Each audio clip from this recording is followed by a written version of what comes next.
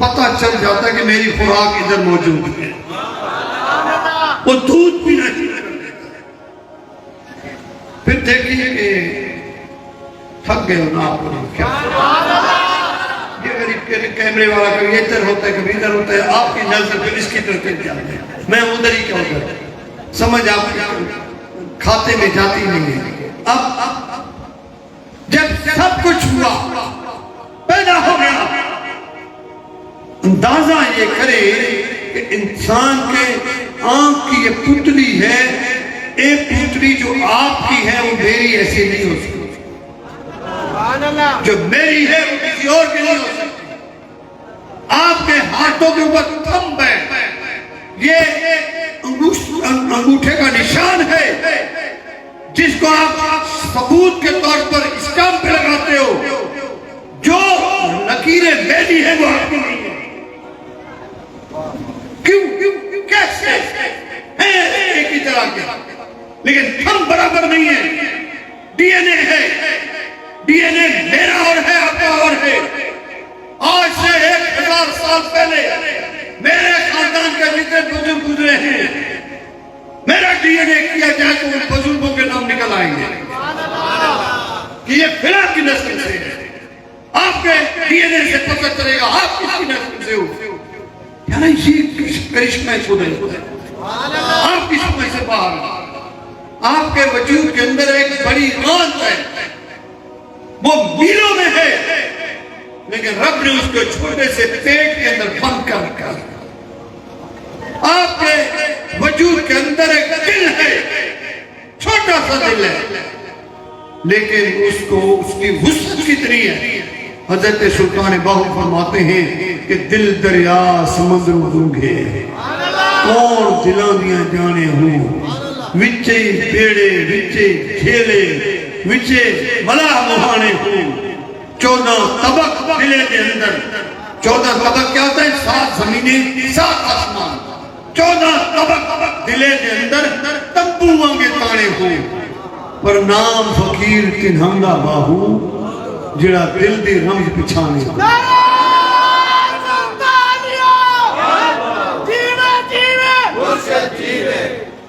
آپ اندازہ یہ کریں کہ یہ قدرت کا کرشمہ کہ ہاتھ دل چھوٹا سا آپ کے وجود کے اندر ہے اور چھاتی کے اندر بند ہے, لیکن وہ دھڑکتا ہے, پمپنگ کرتا ہے تو آپ کو لائف ملتی ہے, زندگی ملتی ہے.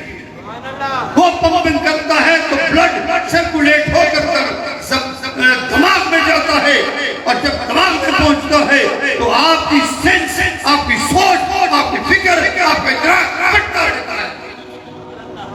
کون بڑھا رہا ہے؟ یہ دل سے بلڈ جا رہا ہے, یہ سرکولیٹ ہو کے اوپر جا رہا ہے. کس کی یہ قدرت ہے؟ خالق کائنات کی, پیدا کرنے والے رب کی قدرت ہے, جس نے انسان کو یہ سینس, یہ سوچ عطا کی ہے. پھر انسانوں کے اندر ایک ایسے پیدا ہوتے ہیں جن کو جہاں کا پتہ ہی نہیں پیدا ہو گیا, شکل اور صورت سیم ہے, لیکن اس کو جہاں کا پتہ نہیں ہے میں کدھر. ایسے بچے کئی نظر آتے ہیں, کئی آپ کو پاگل لوگ نظر آتے ہیں.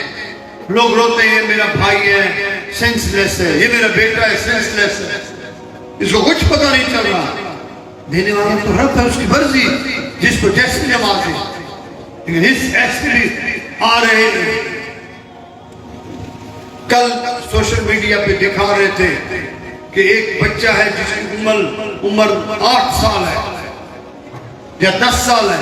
10 سال کی عمر کا بچہ 3 ڈاکٹریٹس اسے کی ہوئی ہے. 3 لیول کا وہ ڈاکٹر ہے, دنیا کو جا کر سبق دیتا ہے. ایک بچہ ایسا نہیں دیکھا گیا 4 سال کی عمر کا ہے, وہ جب قرآن پڑھتا ہے تو عقل حیران ہو جاتی ہے. قرآن کا حافظ ہے, کس نے اس کو یہ پاور, یہ سوچ دی ہے, عقل دیا ہے؟ اس خالق کی کائنات نے دی ہے, رب نے طاقت دیا ہے. اب آپ کو پتہ ہے کہ جس نے ٹرین ایجاد کی تھی وہ بھی چھوٹا سا بچہ تھا. اب یہ چیزیں سب مانتے ہیں, یہ چیزیں سب مانتے ہیں، لیکن اگر ان کو یہ کہا جائے کہ فلاں نبی کا یہ معجزہ ہے تو فوری طور کہے گا یارا یہ تو اللہ کے ساتھ برابری کر رہے ہیں، اس کو تم معجزہ کہہ رہے ہو۔ سب قدرتوں کا مالک رب ہے، بھی رب مالک ہے۔ رب اگر ایک معصوم بچے کو 10 سال کی عمر میں 3 دفعہ ڈائریکٹریٹ کا مقام عطا کر سکتا ہے، وہ اپنے بندے کو ولی اور دوست اپنا بھی بنا سکتا ہے، اور اپنے بندے کو اپنا نائب اور نبی بھی بنا سکتا ہے۔ نعرہ تکبیر، نعرہ رسالت، نعرہ تحقیق، نعرہ حیدری، نعرہ غوثیہ، نعرہ سلطانیہ۔ حضرت پیر سید نور محمد شاہ صاحب جیلانی، حضرت پیر سید نظام الدین شاہ صاحب لکھیاری اور علماء کرام، مسلک اہل سنت کے تمام رہنماؤں کو اس مقدس اور پاک بابرکت محفل میں آمد میں خوش آمدید کہتے ہیں۔ درود شریف پڑھیں۔ السلام علیکم یا رسول اللہ۔ حافظ صاحب ساری مل رہی ہے ساری۔ نعرہ تکبیر، نعرہ بیٹھ جائیں، نعرہ رسالت، نعرہ تحقیق، نعرہ حیدری، نعرہ غوثیہ، نعرہ سلطانیہ، صاحبزادہ پیر خالد سلطان القادری، جماعت اہل سنت پاکستان، جماعت الصالحین پاکستان۔ اچھا، مجھے اس کے نعرے لگانے سے ایک چیز سمجھ آئی کہ جب آپ اپنے گھر سے نکل رہے تھے نا تو اپنی اہلیہ سے وعدہ کر کے نکلے تھے کہ میں کوئی بات نہیں کروں گا، اگر کوئی مجھے نعرہ بھی لگوائے گا تو میں زبان نہیں ہلاؤں گا۔ اس وعدے کو آپ وفا کر رہے ہو، اسی طرح ہے، ورنہ اجازت نہیں مل رہی تھی مت جاؤ۔ جب آپ نے وعدہ کر لیا کہ نہیں ہم نے کوئی نعرہ نہیں لگانا، چپ ہو کے بیٹھنا ہے، ایسے کر کے آگیا بولو تو صحیح۔ اگر ایسا نہیں ہے تو پھر نعرہ میرے ساتھ تو لگاؤ، سمجھ تو آئے، نعرہ تکبیر، نعرہ تکبیر، نعرہ رسالت، نعرہ غوثیہ، نعرہ حیدری، نعرہ سلطانیہ، میں دیکھ رہا ہوں کہ اور کوئی اپنا مذہب بھی نعرہ نہیں لگا رہا۔ نعرہ تکبیر، ہاتھ اٹھا کے کہو نعرہ تکبیر، نعرہ رسالت۔ نعرہ تکبیر کہا جائے تو ایک ہاتھ، اور جب نعرہ رسالت کہا جائے تو دونوں ہاتھ۔ نعرہ تکبیر، میں دیکھ رہا ہوں آخر تک نعرہ تکبیر۔ تکبیر کا تو ایسا نعرہ ہے اپنا بیگانہ سب لگا سکتا ہے۔ نعرہ تکبیر، نعرہ رسالت، یہ وہ نعرہ ہے جو سب عاشقان مصطفیٰ لگاتے ہیں۔ نعرہ رسالت، نعرہ رسالت، نعرہ رسالت، ماشاءاللہ۔ علماء کرام اور سادات کرام تشریف لائے، ہم ان کو خوش آمدید کہتے ہیں۔ میں ان کی وجہ سے اپنی گفتگو کو بہت کلوز کروں گا، سمیٹوں گا، تاکہ آپ کے اور ان بزرگوں کے درمیان زیادہ دیر میں حائل نہ ہو سکوں۔ میں کون سی بات کر رہا تھا یاد ہے؟ میں ابھی کیا بول رہا تھا پہلے؟ سبحان اللہ۔ شاہ صاحب کہیں ہندو کو وجہ نا چنا یار بابا فلانے مولوی جی تقریر مجھے سے بجائے تھے تین کھڑکائے سائیں پوچھا جائے چھا چیز یار کیوں یاد نہ ہے پر قوال کرتی۔ ابھی ان کو یہ یاد نہیں ہے کہ میں کیا کہہ رہا تھا۔ میں یہ عرض کر رہا تھا کہ اگر کسی نبی سے معجزہ ظاہر ہو جائے تو لوگوں کو اعتراض ہوتا ہے یہ کیسے ہو سکتا ہے؟ اگر کسی ولی سے کرامت کا ظہور ہو جائے تو لوگوں کو کا بے مائنڈ ایکسپٹ کرنے سے عاری ہوتا ہے کہ ہم نہیں مانتے۔ اب ایک بندہ ایسا ہے جس کے لیے رب نے یہ نہیں فرمایا کہ یہ میرا دوست ہے، اس کو بچپن سے انگلش آتی ہے تو لوگ کہا ہوگا یہ ٹھیک سکتا ہے، وہ اگر کوئی کتاب پڑھ کے سناتا ہے تو لوگ کہتے ہیں جی ایسا ہو سکتا ہے، یہ قدرت کی عطا ہے۔ اور اگر کوئی بچہ آپ کو فلسفی پڑھا رہا ہے یا کوئی صحافت کے رموز بتا رہا ہے تو آپ کہتے ہو جی ہو سکتا ہے، یہ قدرت نے اس کو طاقت دی ہے۔ تو ایک بچہ جو کہ ابھی تک اسے اعلان ولایت نہیں کیا، نہ ہی رب نے کہا کہ یہ میرا دوست ہے، اس کے تمام کرشموں کو ماننے کے لیے تیار ہو۔ لیکن اگر جس کے لیے رب فرماتا ہے الا ان اولیاء اللہ لا خوف علیہم ولا هم یحزنون، پھر تمہیں فکر کس بات کی ہے کہ تم نہیں مانتے؟ یار یہ کیسے ہو سکتا ہے، یہ کرامت کیسے ہو سکتی ہے، جبکہ قرآن بھرا پڑا ہے اولیاء اللہ کے کرامات سے۔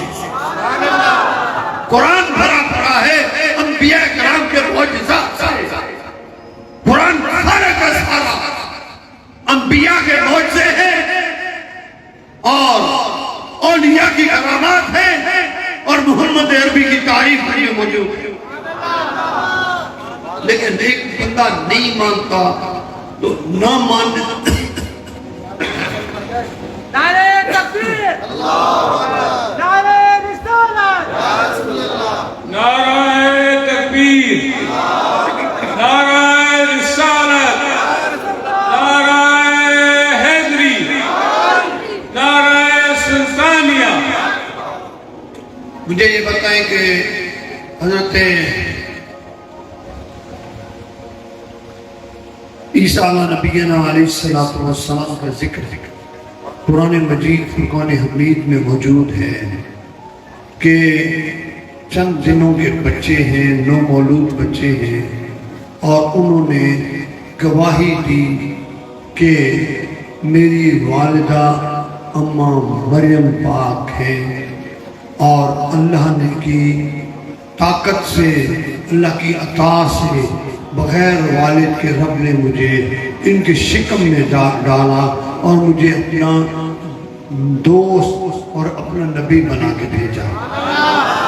قرآن میں ہے، قرآن میں یہ واضح ہے کہ حضرت عیسیٰ علیہ السلام ہاتھ کا مٹی سے پرندہ بناتے تھے اور کرتے تو اس میں جان آ جاتی، یعنی آپ نے اس کی آنتیں نہیں بنائی، اس کے گردے نہیں بنائے، اس کا دل نہیں بنایا، صرف شکل پرندے والی بنائی، اور ان کے زبان میں یہ تاثیر تھی، اف کیا تو پرندے کا دل بھی آ گیا، جگر بھی آ گیا، اور اس کی کڈنیز بھی آ گئی، اس کا معدہ بھی آ گیا، اس کی آنتیں بھی آ گئی، اس کے پر بھی آ گئے، اور وہ اڑنے بھی لگ گیا، وہ بوڑھنے بھی لگ گیا۔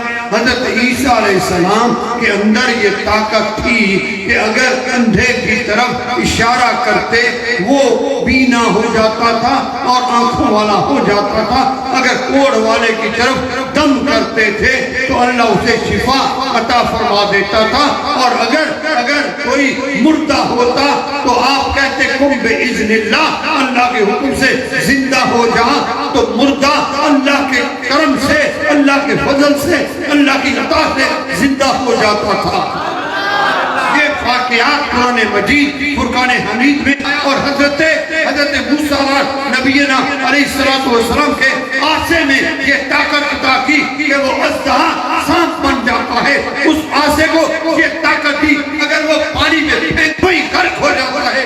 مجھے بتاؤ کہ قرآن نے اگر یہ واقعات بیان کیے ہیں اور معجزات موجود اس میں ہیں، تو پھر قرآن نے تو یہ بھی بتایا ہے کہ حضرت سلیمان علیہ السلام کے امتی حضرت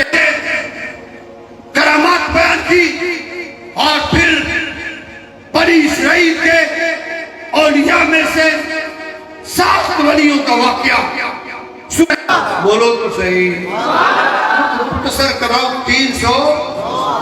309 سال ولی سوئے رہے، نہ بھوک لگی نہ پیاس لگی، ظاہر کرنا چاہا تو حکم دے دیا کہ اب ان ولیوں کو جگا دو۔ 309 سال کے بعد وہ ولی جاگے، اور جب جاگے تو پھر بھوک لگی۔ کیا ہوا بھئی 300 سال ستو روایتوں کے بھوک نہ لگی، ہاں بھوک لگی بھئی، وجہ کیا تھی؟ یہ اللہ کا کرم تھا کہ اللہ اپنی خیر سے عطا فرما رہا تھا۔ رات ہم نے دیر کو کھانا کھایا، اور صبح جب نماز فجر کے لیے اٹھے تو بھوک لگ رہی تھی، کیونکہ اسپیس پہ بھوک لگ جاتی ہے۔ 300 سال ایک زندگی کا حصہ بھی نہیں ہے، سینکڑوں زندگیاں چلاتی ہیں۔ حضرت سلطان باہو کی حیات طیبہ کو 400 سال گزرے ہیں، اور 400 سالوں میں ان کی 11ویں پشت میں ہوں، یعنی 11 پیڑھیاں گزر گئیں، اور 300 سال میں اور نہیں تو 9 پیڑھیاں تو گزری ہوں گی۔ اتنے لوگ آئے گئے، شہر بنے تباہ ہو گئے، سکے بنے ختم ہو گئے، لیکن اللہ کے ولی لیٹے ہیں۔ لیکن رب نے ان ولیوں کی شان بیان کرتے ہوئے رب نے جو بڑی حکمت آمیز بات فرمائی وہ یہ کہ ایک کتے نے ولیوں کو جاتے ہوئے دیکھا تھا۔ کس نے؟ اے انسان، تجھ سے تو کتا بہتر ہے جو ولیوں کو پہچان جاتا ہے، اور تو انسان ہو کر ولیوں کو پہچان نہیں سکتا۔ ولی جا رہے ہیں اور چرواہے کے ساتھ بکریوں کی حفاظت کے لیے کتا پھر رہا ہے۔ جب کتے نے دیکھا کہ اولیاء اللہ شہر افسوس کو چھوڑ کر باہر جا رہے ہیں، کوئی واقعہ بیان نہیں کر رہا، قرآن کا آرڈر ہے کہ رب کائنات نے اسے توفیق بخشی، اور اس کتے نے اللہ کے ولیوں سے عرض کیا ہے، اللہ کے ولیوں مجھے بھی ساتھ لے جاؤ۔ انہوں نے کہا تو کتا ہے، بھونکے گا، شور کرے گا، ہماری عبادت میں خلل ڈالے گا، کتا مسجد میں آئے بھگا دو، کتا قریب آ جائے کپڑے پلید ہو جاتے ہیں اپنے سے دور کر دو، اے کتا تجھے ہم کہاں اور کیسے لے جائیں؟ کتے نے کہا میری آرزو پوری ہو جائے گی، میری امید پوری ہو جائے گی، نہ میں بھونکاں نہ میں ٹونکاں نہ میں شور بچاواں، سنگ ولیاں دے لگ کے شاید میں بھی بخشا جاؤں۔ کتے نے کہا ولیوں کے ساتھ رل کے شاید میں بھی بخشا جاؤں۔ اب ان میں سے جو بڑے تھے انہوں نے کہا اب سوچو یہ کہ کتے کو زبان دینے والا کون ہے؟ اللہ نے اس کو زبان دی ہے، اور رب چاہتا ہے کہ ہم اس کو تنہا نہ چھوڑے، لے جائیں۔ اب یہ وعدہ کر رہا ہے یہ بھونکے گا نہیں، یہ شور نہیں کرے گا۔ سب آئے اور کہا آپ تو چل ہمارے ساتھ۔ جب وہ ساتھ گئے اور اللہ نے کتے کے بیٹھنے کا انداز بتا دیا۔ ہم انسان ہو کر ولیوں کے سامنے بیٹھنے کا انداز نہیں جانتے۔ ہم ولیوں کے سامنے بیٹھتے ہیں تو یا پیر ایسے کر دیتے ہیں یا ایسے کر کے بیٹھتے ہیں، یا پھر اس طرح سے بیٹھتے ہیں تاکہ ولی کی طرف ہمارا پہنچ جائے، اس کو پتہ چلے کہ میں بھی آکڑ خان موجود ہوں۔ لیکن اللہ نے قرآن میں کتے کے بیٹھنے کا انداز بتایا ہے کہ کتا بیٹھا دو زانو ہو کر بیٹھا، اور اگلے دو پاؤں ہاتھ پھیلا کے بیٹھا۔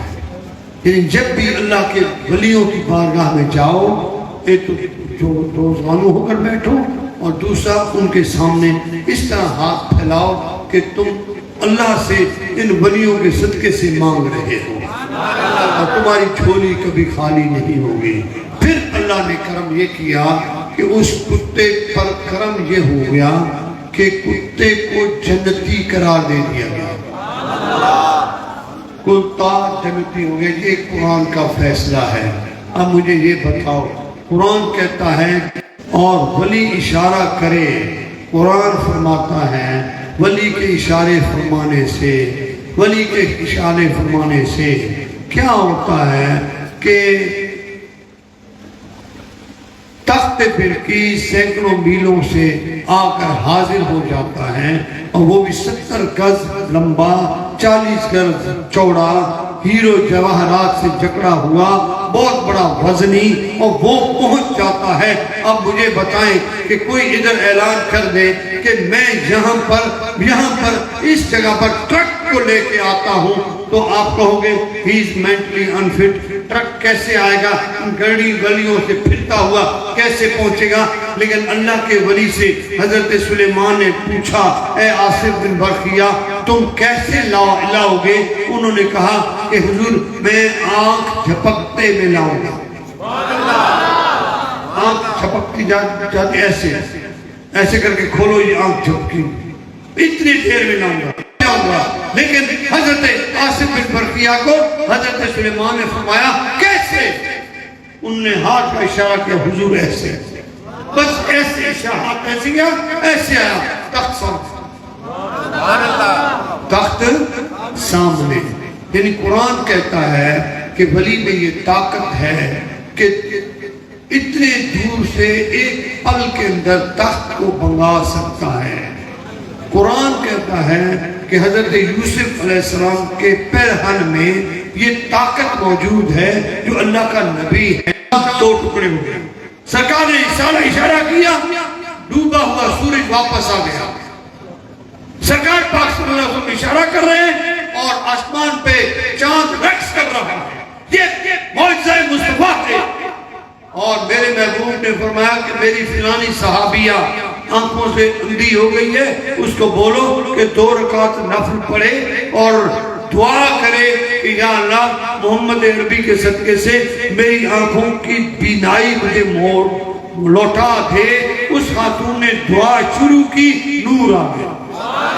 میرے نبی کے قدموں سے مٹی نکلتی ہے, اور اس خاک کو اگر ایک یہودی کے آنکھوں میں جا ڈالا جاتا ہے تو شاہ شیر خدا سے نظر. اور آپ کے دارہ میں سے مولا علی کے 2 بیٹے تھے, حضرت عباس علمدار اور حضرت محمد حنفیہ. ان دونوں سے آپ کا نسب چلتا ہے. ایک کی بیٹی تھی اور ایک کا بیٹا تھا, اس سے حضرت سلطان باہو کی نسل چلتی ہے. بزرگ ان کے پیدا ہوتے ہیں اور حضرت سلطان باہو اسی نسب سے. آپ کو علوی کہا جاتا ہے, اور آپ عباسی بھی کہتے ہیں, کو ہاشمی بھی. مدینہ سے لے کر عراق تک, عراق سے لے کر انڈیا تک, انڈیا سے لے کر ایران تک, ایران سے لے کر افغانستان ہرات تک میں نے اپنے اجداد کے قبروں کو جا کر دیکھا ہے کہ شجرے کے مطابق جو بھی نام ہمارے بزرگوں کا آ رہا ہے, اللہ کے فضل سے میں آپ کو ان کے مزار بھی دکھا سکتا ہوں. اگر کوئی آپ سے پوچھ دے آپ کے دادا کا مزار کہاں ہے, ہو سکتا ہے آپ کو پتہ ہو, اور اگر کوئی پوچھے پڑدادے کی مزار کہاں ہے, میرا خیال ہے کچھ مشکل ہو جائے گا. اور اگر کوئی لکڑ دادے کا پوچھے تو کچھ مشکل ہو جائے گا. لیکن الحمدللہ میں آپ حضرت سلطان باہو 39 پشتوں سے مولا علی کے ساتھ آپ کا رشتہ چھوڑتا ہے. میں آپ کو 39 قبریں دکھا, اور حضرت سلطان باہو تک میرا شجرن 11ویں پشت میں آتا ہے. ان 11 پشتوں میں آپ کو اوپر والی 10 کی 10 مزارات دکھا سکتا ہوں کہ کہاں کہاں ہمارے بزرگ ہیں اور جو اپنی قبر سے لوگوں کو فیض عطا کرتے ہیں. یہ مقام ہے حضرت سلطان باہو. حضرت سلطان العارفین سلطان باہو نے اپنی لائف میں 21 لاکھ کافروں کو مسلمان کیا. کتنے کافر؟ 21 لاکھ. اگلے گھڑی بول رہے ہیں پچھوں نے روزہ رکھا ہے, نام بولنے کا روزہ ہے جی. 21 لاکھ 21 لاکھ کافروں کو مسلمان کیا ہے۔ اور کسی نے پوچھا حضور یہ فگر 21 کہاں سے آیا، کچھ نیچے اوپر نہیں ہوا؟ آپ نے فرمایا تمہیں پتہ نہیں کہ میرے دادا علی مولا علی مشکل کشا کی شہادت 21 رمضان کو ہوئی تھی۔ میں نے 21 رمضان کے حوالے سے 21 لاکھ کافروں کو نبی کے دین میں شامل کیا۔ مولا علی کے خون کے قطروں کے صدقے میں نے لوگوں کو دین اسلام میں داخل کیا ہے۔ حضرت سلطان العارفین سخی سلطان باہو فرماتے ہیں کہ میں بھی امی ہوں، سرکار دو عالم صلی اللہ علیہ وسلم بھی امی ہیں۔ سرکار کو بھی رب کائنات نے اپنے ہی بارگاہ سے علم عطا کیا ہے، اور اس فقیر باہو کو بھی اللہ نے علم اپنی بارگاہ سے عطا کیا ہے، اور مجھے حافظ قرآن بنایا، مجھے عالم دین بنایا۔ آپ نے 144 کتابیں لکھی ہیں، اور اللہ کے فضل سے آج تک ان 400 سالوں میں آپ کی ایک کتاب کو بھی دنیا کے کسی شخص نے چیلنج نہیں کیا کہ کوئی حرف غلط ہے۔ آپ پڑھے کسی سے نہیں لیتے، لیکن آپ پر الہام خدا بھی آپ نے تھا، اور آپ لکھتے جاتے تھے، اور آپ نے 144 کتابیں لکھی تھی۔ اور حضرت سلطان العارفین سلطان باہو اولیاء کے اندر سلطان الفقر کے مقام پر تھے۔ پوری کائنات میں 7 سلطان الفقراء نے آنا ہے، 7 سلطان الفقراء نے، اور جب آخری سلطان الفقر آئے گا تو اس کے بعد قیامت قائم ہو جائے گی۔ اس وقت تک 5 سلطان الفقر آئے ہیں۔ پہلا سلطان الفقر کا مقام حضرت خاتون جنت بی بی فاطمہ الزہرا سلام اللہ علیہ، اور دوسرا مقام ہے سلطان الفقر حضرت خواجہ حسن بصری رضی اللہ تعالیٰ عنہ کا ہے۔ تیسرا سلطان الفقر کا مقام حضرت غوث العظم پیران پیر دستگیر محبوب سبحانی کا ہے، اور چوتھا سلطان الفقر حضرت پیر سید عبد الرزاق شاہ صاحب فرزند ارجمند حضرت غوث العظم پیران پیر دستگیر کا ہے، اور پانچواں سلطان الفقر کا مقام حضرت سلطان العارفین برہان الواصلین قدوۃ السالکین زبدۃ العاشقین حضرت سخی سلطان باہو کا ہے۔ اور حضرت سلطان باہو فرماتے ہیں کہ رسالہ روحی شریف کو اٹھا کر لائے گئے۔ آپ فرماتے ہیں یہ جو 7 سلطان الفقر ہیں، ان پر شب و روز اللہ کے انوار و تجلیات کی بارش ہوئی، اور اتنا نور و انوار آتا ہے کہ اللہ سے عرض کر رہے یا اللہ یہ بھی بہت تھوڑا ہے، اور عطا فرما۔ اور کتنے انوار ہیں؟ آپ نے فرمایا جتنی کرن اللہ نے اپنے نور کی حضرت موسیٰ علیہ السلام پر پھینکی تھی، جس سے وہ بے ہوش ہو گئے تھے، اور کوہ طور ریزہ ریزہ ہو کر سرما بن گیا تھا، اس کرن کے بھی 70,000 گنا زیادہ شب و روز انوار و تجلیات ان سلطان الفقراء پر پڑتے رہتے ہیں۔ اور حضرت سلطان العارفین سخی سلطان باہو نے اپنی کتاب میں لکھا ہے کہ نبی معظم سرکار دو عالم نور مجسم جانے کائنات جانے جانان کائنات حضرت محمد مصطفیٰ صلی اللہ علیہ وآلہ وسلم کی ابھی تک پوری کائنات میں 9 کچہریاں لگتی ہیں۔ کتنی؟ بولو تو صحیح، 9 کچہریاں لگتی ہیں، اور یہ باہو اس مقام کا فقیر ہے کہ ہر کچہری میں موجود ہوتا ہے۔ باقی جتنے بزرگ ہیں کوئی 1 میں ہوتا ہے، کوئی 2 میں ہوتے ہیں، کوئی 3 میں ہوتے ہیں، کوئی 4 میں آتے ہیں، لیکن واحد سلطان باہو فرماتے ہیں یہ باہو اور یہ سلطان الفقراء جتنے بھی ہیں ان کو یہ اسٹیٹس حاصل ہے کہ یہ 9 کی 9 کچہریوں میں موجود ہوتے ہیں۔ اور جو مین بات میں کرنے جا رہا ہوں کرامت کی، حضرت سلطان العارفین سلطان باہو قدس اللہ سر العزیز، آپ 6 سال کی عمر کے تھے تو بیمار ہو گئے۔ کیا ہوا؟ انسان ہے، بخار ٹیمپریچر انسان کو آتا ہے، نزلہ زکام بھی ہوتا ہے۔ جب بیمار ہوئے نا تو فقیر درویش کافی عاشق تھے۔ پہلے واقعات میں انہوں نے بیان کر دیے کہ بچپن میں جو چہرے کو دیکھتا تھا مسلمان ہو جاتا تھا، اشرف بھائی نے بتایا، اور گھنگرو باندھے گئے، اور جب آپ اپنے گھر کے صحن میں دوڑتے تھے تو گھنگروؤں کی چھنکار جس کان تک پہنچتی تھی وہ کلمہ طیبہ پڑھ کے مسلمان ہوتا تھا. تو حضرت سلطان بہرالعارفین سلطان باہو کے چہرے سے ہندو خوف زدہ ہوتے تھے اور آگے بڑھتے نہیں تھے. تو سلطان العارفین کو بخار ہو گیا اور ایک سکھ ڈاکٹر تھا اور بڑا حاذق حکیم تھا. اس کو فقیر گئے عرض کیا ہمارے مرشد کی طبیعت ناساز ہے, مہربانی کرو آؤ علاج کرو. انہوں نے کہا کہ تمہارے مرشد کا نام کیا ہے؟ کہا جی ان کا نام ہے محمد باہو. کیا؟ باہو. اب باہو کے شاہ صاحب کی بلا جو حروف ہندسے ہیں وہ 14 آتے ہیں ایسے نا, اور 14 محسوس, اور اگر اس کو ملاؤ 4 اور 1 ملاؤ تو 5 بنتے ہیں, یعنی پنجتن پاک کے ساتھ نسبت ہے. اور حضرت سلطان العارفین سلطان باہو کا جو اسم پاک ہے اگر اس کو علیحدہ کر کے دیکھو تو 1 سے محمد عربی صلی اللہ علیہ وسلم واحد نبی ہیں اور 1 اللہ کی ذات پاک ہے. اور اگر 4 حروف کو دیکھ لیں 4 ہندسے گئے اکٹھے لکھیں تو 4 یار کے ساتھ نسبت آ جاتی ہے. حضرت سلطان العارفین سخی سلطان باہو نے کا نام محمد باہو رکھا گیا, اور محمد کے ہندسے آتے ہیں 92 اور باہو کے آتے ہیں 14, یعنی 92 باہو اگر لکھا جائے 92 لکھا جائے تو محمد باہو آ جاتا ہے. تو حضرت سلطان العارفین سلطان باہو کا نام جب بتایا گیا تو ان کا نام محمد باہو ہے. تو اس سکھ نے کہا کہ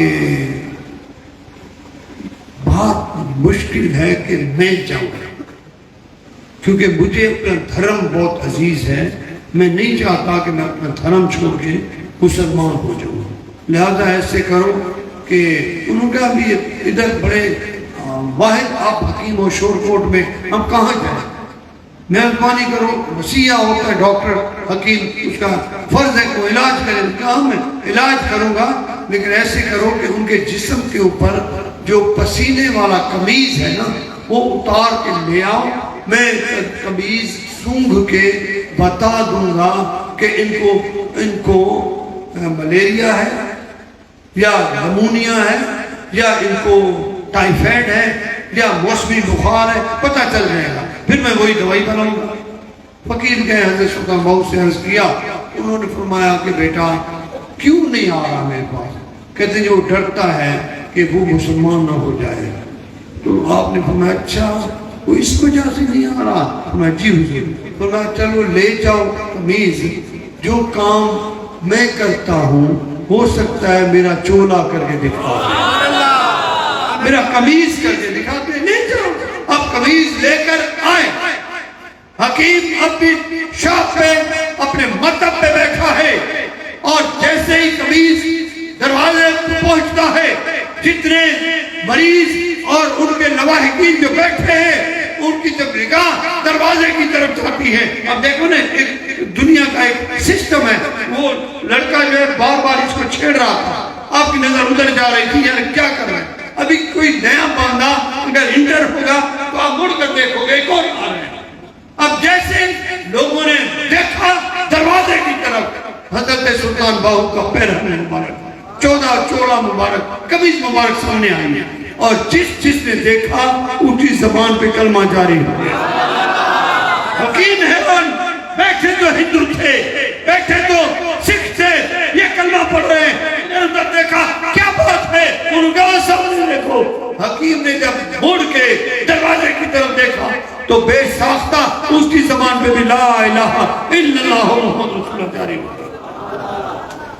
یہ کمال ہے اللہ کے کامل ولی سلطان العارفین قرآن الواصلین حضرت سخی سلطان باہو کا, کہ جن کے قمیض مبارک کا بھی یہ کرامت ہے کہ اس نے ہندو کو کلمہ پڑھا دیا.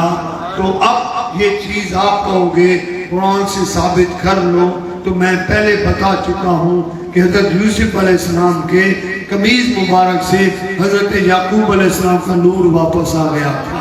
اگر وہ نور واپس آ سکتا ہے تو دل کے اندر جو سیاہی ہے اللہ کے ولی کی نگاہ سے اور ان کے قمیض کے دیکھنے سے اللہ پاک ان کے دل کی سیاہی بھی ہٹا سکتا ہے اور لوگوں کو دین اسلام میں شامل فرما سکتا ہے۔ میرے عزیز دوستو،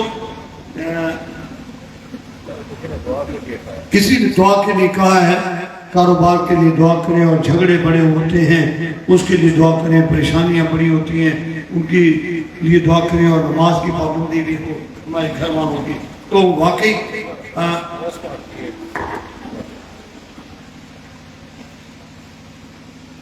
بات تو میں تقریباً ختم کر چکا ہوں، لیکن آپ فرماتے ہیں کہ حضور غوث پاک کی کیونکہ آج شکر الحمدللہ آپ اور ہم خود سب خوش قسمت ہیں، آج 11ویں شریف ہے، آج 11ویں بولو تو صحیح 11ویں شریف ہے۔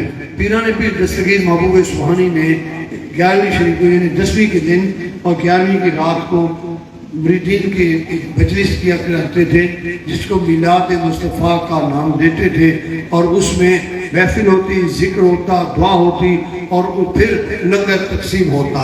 تو الحمدللہ آج بھی 11ویں شریف ہے۔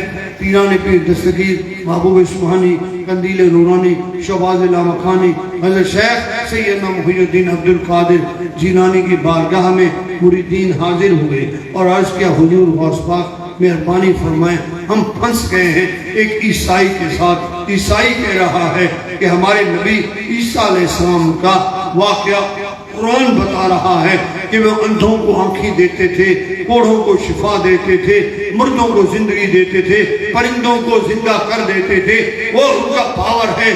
ثابت یہ ہوا آپ کا قرآن کہہ رہا ہے کہ حضرت عیسیٰ علیہ السلام کی قوت و پاور آپ کے نبی محمد مصطفیٰ صلی اللہ علیہ وسلم سے زیادہ ہے۔ ہم کہتے تھے نہیں، ہمارا نبی سردار الانبیاء ہے۔ آپ نے خود فرمایا انا سید الاولین والآخرین، میں پہلوں کا بھی سردار ہوں، آخریوں کا بھی سردار ہوں۔ انا سید الانبیاء والمرسلین، میں نبیوں اور رسولوں کا سردار ہوں، وہ سب سے افضل ہے۔ اور مسجد اقصی میں آپ نے نماز پڑھائی ہے، سب نبیوں نے ان کے پیچھے نماز پڑھی ہے، ہمارا نبی اعلیٰ ہے۔ لیکن انہوں نے کہا کہ بھئی آپ قرآن سے ثابت کرو کہ آپ کے نبی نے کسی مردہ کو زندہ کیا۔ نعرہ تکبیر، نعرہ رسالت، نعرہ غوثیہ، نعرہ حیدری۔ وہ تو ہمیں نظر نہیں آ رہا، آپ بتائیں۔ غوث پاک نے فرمایا نبی کا شان تو بڑی اعلیٰ اور عرفہ ہے، حدیثوں میں ثابت ہے آقا نے حضرت جابر کے بیٹوں کو زندہ فرمایا ہے، لیکن وہ ظاہری قوت کو مانتے ہیں، دیکھنے کو مانتے ہیں۔ تو جاؤ ان سے پوچھو کہ نبی کا ایک غلام ہے، نبی کا ادنا سا خادم ہے، نبی کے در کی خاک ہے، اگر وہ زندہ کر کے دکھائے پھر تو نبی کو مانو گے۔ عیسائی نے کہا چلو لے چلو۔ جب آیا کہا جی آپ زندہ کر سکتے ہو؟ آپ نے فرمایا اللہ کے حکم سے زندہ کرتا ہوں، لے چلو قبرستان میں۔ قبرستان لے گئے، عیسائی نے ایک پرانی قبر، بہت پرانی قبر پہ ہاتھ رکھا، اس کو زندہ کر۔ آپ نے فرمایا بیٹا ایسے کرو کہ ایک قبر ہکڑے لنگھے تھے، میراثی جگہ قبر ہے، کسی اور قبر پہ ہاتھ رکھو، کسی نیک سانے کی ہو، میں اس کو اٹھاؤں۔ یہ تو ساری زندگی ڈھول بجاتا رہا، لوگوں کو نچاتا رہا، اس کو چھوڑو، کسی اور پر ہاتھ رکھو۔ وہ عیسائی تھا، اس کا اور زیادہ سخت ہو گیا، اس نے کہا یہ بہانہ کر رہے ہیں، اس کو زندہ نہیں کر سکتا، اور کہتے نہیں اسی کو زندہ کرو۔ حضور غوث پاک نے فرمایا یہ بتا کہ حضرت عیسیٰ علیہ السلام جب زندہ فرماتے تھے تو کیا فرماتے تھے؟ اس نے کہا وہ کہتے تھے کم بِإِذْنِ اللَّهِ، اللہ کے حکم سے زندہ ہو جا۔ غوث پاک نے فرمایا میں محمد عربی صلی اللہ علیہ وسلم کے قدموں کی خاک ہوں، ان کی آل ہوں، میں غلام ہوں۔ اب سن کہ میں کیا کہتا ہوں۔ آپ نے اس قبر کی طرف انگلی کا اشارہ کیا اور فرمایا کم بِإِذْنِ، میرے حکم سے زندہ ہو۔ قبر پھٹی اور مردہ زندہ ہو کر اوپر کھڑا ہو گیا، اور وہ گاتا ہوا آیا۔ اس سے پوچھا گیا تم کیا کر رہے ہو؟ اس نے کہا میں میراثی ہوں، میں نے گانا ہی گانا ہے یا ڈھول بجانا ہے، اور میرا کیا کام ہے؟ تو یہ غوث العظم پیران پیر دستگیر محبوب سبحانی حضرت شیخ سید محی الدین عبدالقادر جیلانی کی کرامت ہے کہ جس نے عیسائیوں کو مسلمان کر دیا اور ان کو اپنی کرامت دکھا کر نبی کے معجزے کی طرف اس کو لے گئے کہ میرے نبی کے اندر یہ پاور ہے، کیونکہ قرآن نبی پر نازل ہوا ہے تو نبی پاک صلی اللہ علیہ وسلم نے پہلے انبیاء کے معجزات دنیا کو بتانے تھے، اپنے معجزات دکھائے اور پھر وہ حدیثوں میں صحابہ نے ان کو محفوظ کر دیا۔ اللہ تعالیٰ اپنے حبیب پاک صلی اللہ علیہ وسلم کے صدقے ہماری حفاظت فرمائے۔ اور میرے بھائیوں، فلسطین میں جو وار ہو رہا ہے آپ کو تو پرواہ نہیں ہے، بول چپ چپ کر میرے علی تھے جانی بولو گے، سارے خاموش سناٹا، ہم مسلمان ہیں۔ میرے نبی کا فرمان ہے کہ مسلمان کی